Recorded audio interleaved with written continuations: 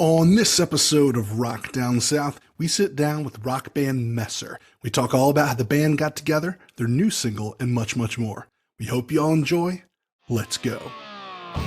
Hey, this is Derek from the band Messer, and you're listening to Rock Down South. Crank it.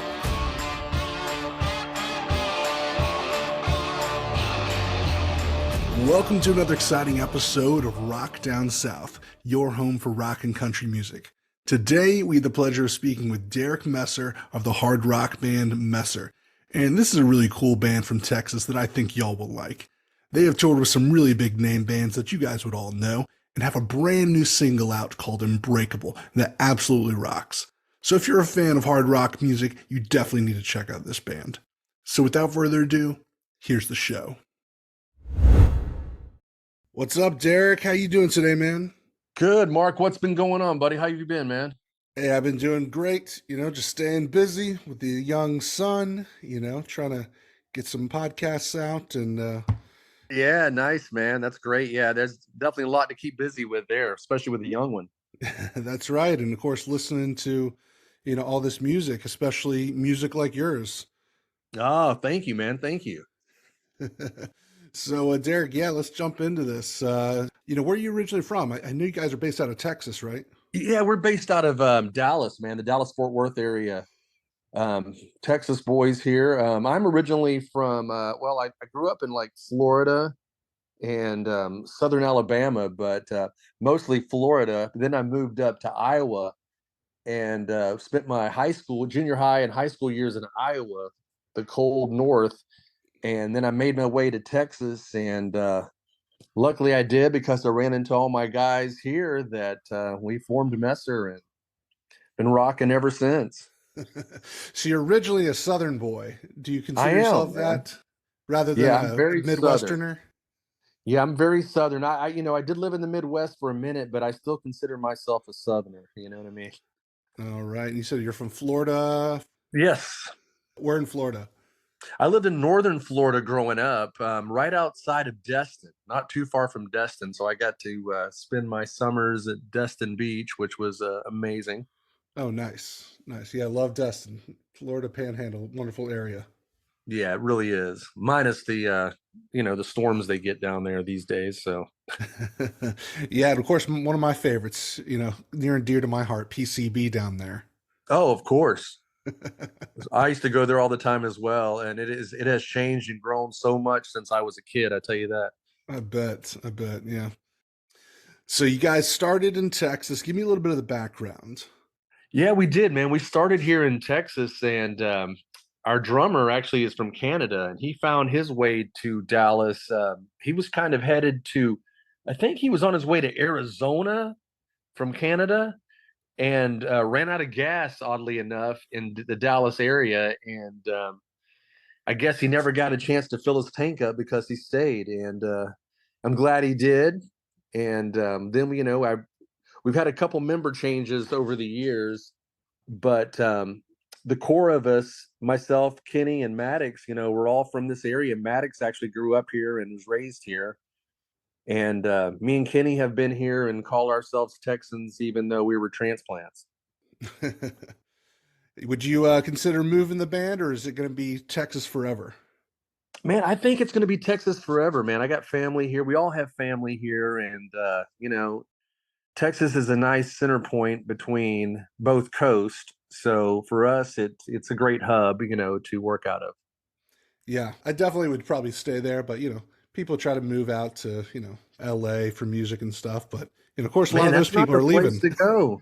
Yeah, they're They're all leaving. leaving there, to be honest with you, and that's just not the place for bands anymore to go. I mean, we kind of try to avoid it as much as possible, just because it's, playing in LA is it's so weird to play there. It's the very few venues they do have to play in.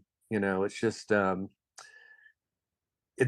tough, to draw crowds out there, and unless you're coming through with a big name behind you, it's tough, to really build a band like ours out there in that area right now. Maybe in the '80s it would have been real easy, but now it's tough, and then trying to park a bus, at a venue is always next to impossible. So Yeah, I think they're even tearing down places. Isn't the They Viper Room are. going away? I wouldn't be surprised.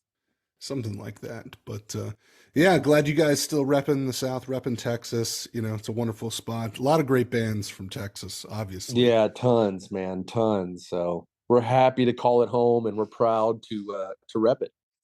And when it comes to your music, I wouldn't say that I would consider you guys like a Southern rock band by any stretch. You know, I hear that just hard rock sound. Maybe in your whiskey song, it was a little bit more of a Southern, a party flair to it. But, you know, I just see you guys as straight ahead rock and roll, hard rock. Well, I kind of attribute some of that to our producer and co-writer Chad Gendison. Is he lives in Silver Lake, right there in Hollywood. So he does have, although he's a transplant from Chicago, he has lived in LA for enough time now that he has picked up some of that California sound a little bit, maybe. And so, you can probably hear some of that mixed into our music as well. But yeah, we definitely don't consider ourselves a Southern rock band. There's a lot of those around here, but we still have kind of an edge to our music, and we try to make it more global music, I guess. We want it to appease and please everyone across the spectrum. So we kind of have a different sound. Yeah, man, I like it. It's you know, definitely up there with the same radio kind of sound, the radio rock, that's hard rock right now, which I'm loving it, and I think people are loving it too. I looked at some of your view counts on your YouTube videos, and they're a lot higher than I would have thought initially. People are liking it. Yeah, we've been real blessed. People are definitely picking up on it, especially the new song. It's really taken off for us, and I haven't even checked in a few days to see where we're at on YouTube, but I know that we were nearing 300,000 views in a little over a month. So That's incredible. people are enjoying it, which is a blessing, and we are very thankful. That's incredible. What do you think? Because I talked to a lot of rock bands. I've talked to rock bands with great songs. View counts vary kind of widely. What do you think that you guys are doing that's giving you guys that little bit of an edge? That's getting yourself a lot more exposure online in that respect. Well, I tell you, man, we're an independent band, so we have to figure it all out, by ourselves pretty much. Now we do have a great team behind us, a good radio team and all that stuff, that help us and kind of steer us in the right direction.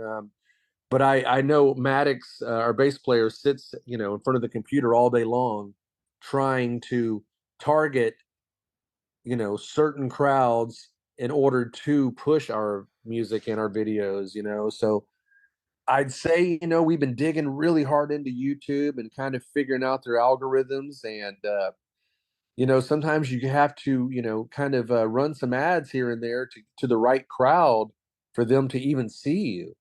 So, we have a great fan base that share our stuff all the time. And, I think we just got kind of lucky, and the songs kind of, growing some feet on its own, and people are just hearing it and sharing it. And I don't know. Other than that, I think we're just really lucky at the moment.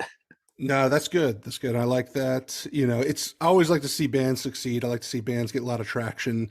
It kind of breaks my heart a little bit when I hear a really good song from, an up and coming band, look at it, and they only have 5,000, 16,000 views, where I say this should Yeah. totally be in the hundreds of thousands, and I don't know how they could get there. So I'm glad to see that you guys are doing that and, getting smart with the technology and whatnot. But Yeah. speaking of the music, I knew you guys put out a 2018 album, and I think you guys got some new music out right now, like the new single "Unwithable" and a couple others that you put out recently. Do you see any change in your sound? Well, we try to stay to our basic sound, what we try to, keep with what we are, and we try to focus our songs around the message, so we try to come up with a good message for a song, and try to, a message that will appeal to a lot of people, and I think our new song was able to do that just because it does deal with, being strong and not letting the outside world influence you. So I think if you have a good, strong message, um, it's easier to build a song around. And So I would say yes, our songs have developed a little bit more, from maybe the 2018 album, but we still try to keep in that same vein. We try to write positive, uplifting songs that, can stand the test of time. Something you could turn on 10, 15 years from now, 20 years from now, and still say, that was a good song.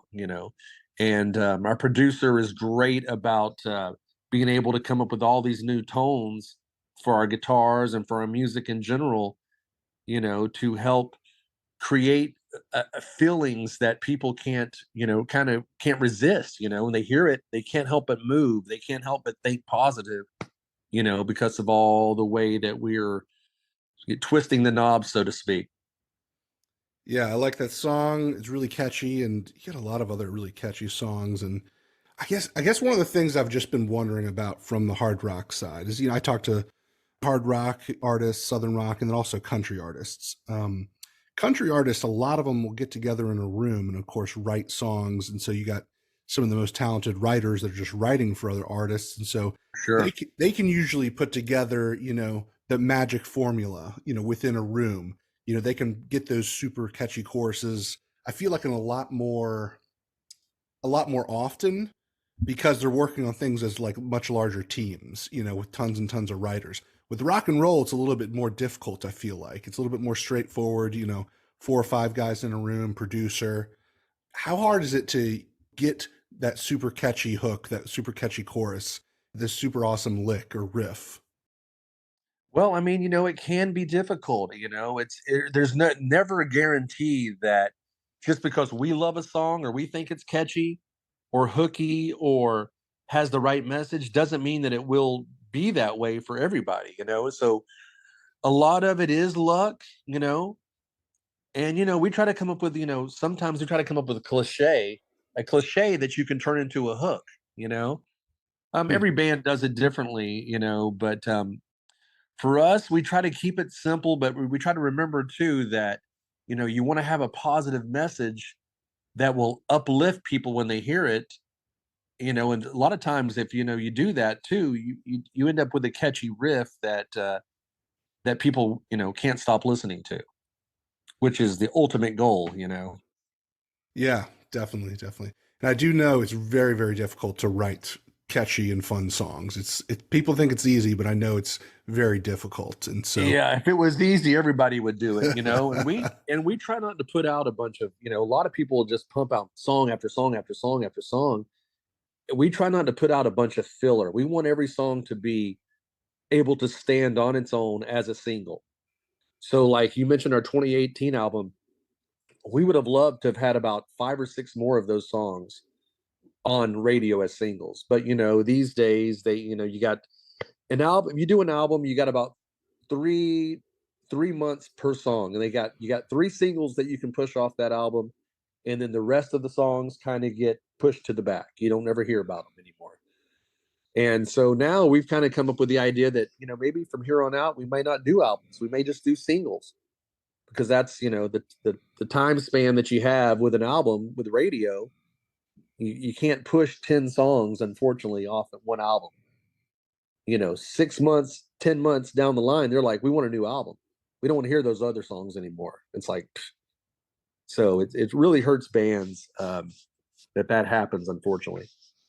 and speaking of new music coming out, I think I read that you might have an EP on the horizon next. Yeah, we've been thinking about putting out an EP, with a couple songs. We're going to be back in the studio before too long. We're still, right now on the running the cycle with radio on this song, but hopefully after the first of the year, we'll be right back in the studio. We already have a new song in the works, so we'll try to get it, out by springtime, hopefully, and keep rocking, do some more shows, and then maybe put out an EP right after that. Okay, so tell me about the background behind the new single, "Uneffwithable," or I think you have a radio name for it as well, right? Yes, we do. On the radio, it's listed as Unbreakable. And this song is, for those people out there who stare down adversity every day of their lives and refuse to let the outside world influence their decisions and the way they think. It's be unbreakable, be unstoppable. It's what we all need to be in this day and age. And it's just a powerful message, that never look back, never stop, do what you want to do and believe in yourself, and, be unf-withable. Do not let cancel culture and all that other stuff influence your decisions in life. I like that. I like that. And you said you're going back into the studio to make more music. So when was this song made? Was this song made a while ago and just put out recently? Or did you guys Well, just go in and just do a couple of songs in the studio and this is coming out from it? yeah, what we've been doing lately is just doing one song at a time, just because, like I said earlier, you don't want to waste them. If you put out a bunch of songs, it doesn't mean they're ever going to be heard. So if you put out one song, you put everything behind that one song, you write it out for about 3 or 4 months, and you hope at that point it grabs enough attention that it'll keep you going until your next single comes out. So this one we started, once we complete the song. When I say complete, I mean like vocals are done, it's being mixed. By the time it's being mixed and mastered, we're already working all the social media to get everything switched over. We're out doing photo shoots, we're doing all of our write-ups for the song, because you got to hit the ground hard as soon as that song is released.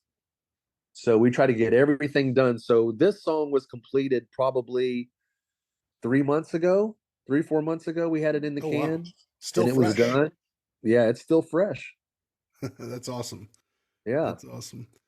So when it comes to live performances, I know you guys have done some touring around with some pretty big name acts. But when it comes to getting ready for that performance, in terms of vocal rituals or warm-ups that you do before you go on stage, can you tell me a little bit about those? Is there anything consistent or things that you have to do? Yeah, I mean, for me, I've been very blessed that I've never lost my voice and never had to cancel a show due to my voice. So I've been really blessed with that. But I try not to talk too much on show days. Talking is one of the worst things for your voice. So I try not to talk much. But then, an hour or two before the show, I'll start warming up lightly. I'll do my typical warm ups, some arpeggios, some lip rolls, all this kinds of different stuff just to get your voice warmed up. And then we'll be on our bus and we'll just pop in some music. We'll put in some Bee Gees, we'll put in whatever our minds are at, and I'll just sing along with it. Get myself all pumped up, ready to go, and then we hit the stage and we hit the stage hard. Some of these guys that you've toured with, have any of them impressed you from a vocal standpoint, what they do behind the scenes? Is there anybody that just, they don't ever rehearse or practice and they just go up and kill it? Or are there people that are doing interesting stuff that you picked up on? Yeah, we did about right before COVID hit, the lockdown happened. We had just come off a 72 show tour with Scott Stapp of Ah, Creed, of course. And Scott, it's awesome. man, I tell you what, Legend. Scott is impressive. He still has his voice, and that guy would impress me every night. He did a great job, always sounded really good. Very impressed with him. Puts on a great show. So his stuff definitely always impressed me. We toured with Non-Point. Elias always killed it every night. We toured with Pop Evil a bunch. Lee's a good friend of mine still. He always killed it. So I just look up to guys like that. I hate seeing bands that can't do it live. You listen to their album and go, man, that's so great, I can't wait to see them live. And you go see them, you're like, wow, it's kind of let down a little bit. um but I just love it when bands do bring it hard live, and that's one thing that we've always been told, that we do better live than our album, so we will take that any day. And speaking of performances, what is the worst show that you've ever played that comes to mind? Maybe it was a bad performance you had, bad crowd, small crowd, or maybe just some weird venue or something. Let me think. Oh man, we've had some rough ones. I mean, like any band, we've played to one or two people in the past, um but man, with us, as long as there's at least five people there rocking out and they are really into it, it's a good show for us. You know what I mean? We played to plenty huge crowds. We played to so many huge crowds, it's insane. But sometimes the small crowds make you more honest and make you try way harder. Yeah. Yeah, I can see that. So nothing super embarrassing that you could think of that happened on stage. Um, I'm trying to think of anything crazy that happened with one of us. I think Maddox fell off stage once. That was pretty funny. He fell off stage. I mean, we've had weird things happen. I've had a guy pop out his glass eyeball before on stage and try to hand it to me. Weird stuff like that. But I mean, for the most part, when we get on stage, we go from the beginning. We go hard until that set's over with. So we've had a lot of fun shows. I'll tell you that. So these next three questions are what we close with and ask everyone. So first question, what would you tell your 21-year-old self? Do not get into music. No, I'm just kidding. um, I would probably tell myself to not take life so serious, relax and enjoy every moment that you can, because you don't get a second round at this. So I've been very fortunate. My old band got signed. I got a record deal by the guy who signed Alice in Chains. So my old band, I've been doing this and I've been blessed to be able to do this, as long as I have. So I wouldn't say not to do it. I would say just enjoy every moment. Next question, what are you drinking lately? If you don't drink alcohol, it could be anything refreshing you like to drink. I'm glad you asked me that, because I am sober. I'm almost 14 years sober. Coming up this March, I'll be 14 years sober. But Congratulations. That's awesome. thank you, man. It's been a ride. But I have discovered Lagunitas IPA, zero alcohol beer. It's an ale. It's an IPA. And this stuff is unbelievable. So for all the non-drinkers out there, I highly suggest you get some Lagunitas IPA, 00, non-alcoholic, all the flavor, but no alcohol. That sounds interesting. I'll have to give that a try. I highly suggest it, man. I've been so addicted to these. I love Mountain Dew, but I found these things and that's all I've been drinking. It's better than a Mountain Dew. It's funny. And so, as you know, this is Rock Down South. So, what is something, or maybe a couple things that come to mind, that you love about the South? Man, I love everything about the South. I tell you what, I grew up down there. I grew up in, the Florida, Alabama, Georgia area. So, I love the people are always kind. I love the weather. I love the food. And one other thing I love is I love me some boiled peanuts from that area as well. So those are things that I would say, man. I love the people and I love the weather. Hey, thank you so much, Derek, for being a part of the show today. Where can people find and connect with you guys online? Messerband.com. You can find us everywhere on social media at Messerband. Please look us up. We're on TikTok or on Facebook, Instagram, YouTube. We have lots of videos out, so please go watch those. Follow us, like us. We're doing a bunch of fun stuff on TikTok these days, so come join us. Thank you so much for listening to this show today. We hope y'all enjoyed this episode. I had a really great time chatting with Derek. He's an awesome guy and a killer band, and I can't wait to see what they have coming out here soon. So make sure to go follow Messer on all of their social media pages and give their latest single and music video for Unbreakable a listen, available everywhere you listen to music. You can find all our content at rockdownsouth.com, and make sure to go follow us on Instagram, Facebook, and Twitter for the latest updates. Leave us a 5-star review if you can. We would really appreciate it. And as always, the views and opinions expressed by our guests are theirs and don't necessarily reflect our own. I'm Mark, and you've been listening to Rock Down South. See y'all next time.